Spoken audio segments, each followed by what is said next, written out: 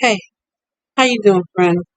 It's been a while, and there's some stuff about me you just don't know. And it's a story I've been dying to tell you, and it's about when I first got pregnant. Now, me and my boyfriend at the time, Eric, were dating for a year, and I stupidly ended up getting pregnant. At first, I thought I was, but I wasn't sure. Went to the doctor, got checked out. They said I wasn't, so I was like, "Cool." Call my boyfriend Eric, call my mom Thelma, and that I wasn't. I was more worried about telling my father Larry, who's a pastor, what he would say. So that's what I was worried about. As the weeks went on, I felt different. Like I know my body. I know something is up. So I go back to the doctor and they confirmed you're pregnant. Pregnant. I was 23 at the time. I was working, but I was still staying with my parents. And I had no idea what I was going to do, how I was going to tell my dad that here I am, 23, and an unwed mother, and he's a preacher. So I'm a preacher's kid in the church, and I have to tell my dad that I'm pregnant. So I went to my pastor at the time, Elder Ray, and I told him what happened. Like, I don't know what to do.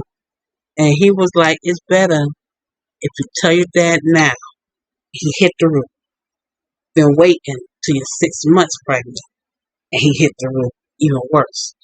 So I was like, okay. So I went ahead and I told my dad I'm being pregnant.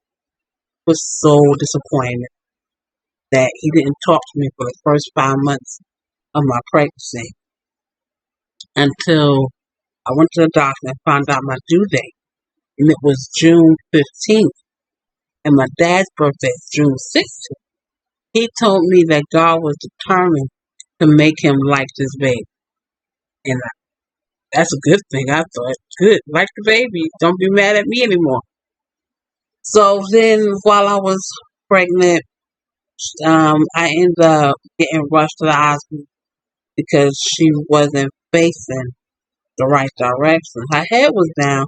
It was over to the side. I remember going to the hospital and they was checking me and the doctor was trying to move her head into position and say, well, she's not in position.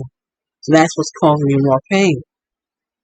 So in the hospital, they give me all this medicine and stuff that was making me sleepy, making the baby sleepy, and the doctors came in.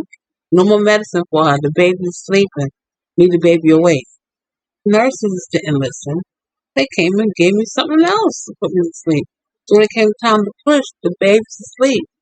And so I was pushing and the cords around her neck. So I remember my dad saying he had to leave, that he didn't want him to pull a dead baby out of his child. But little did I know that he went off to an empty room, prayed, and asked God to save his baby. And of course, God being an amazing person that he is, hallelujah, saved her.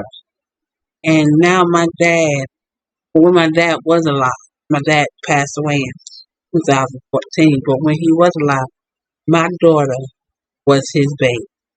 Whatever she wanted, whatever she needed, she got it because he was so much in love with her. Who would have thought he birthed her himself? So that's my joyful story. I hope you enjoyed it. So glad to tell you. See you next time. Bye.